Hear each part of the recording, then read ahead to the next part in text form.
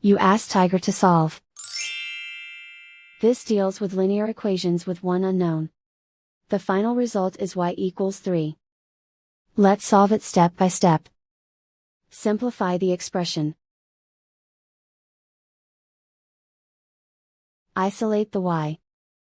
Divide both sides by -3. Cancel out the negatives. Simplify the fraction. Cancel out the negatives. Find the greatest common factor of the numerator and denominator. Factor out and cancel the greatest common factor.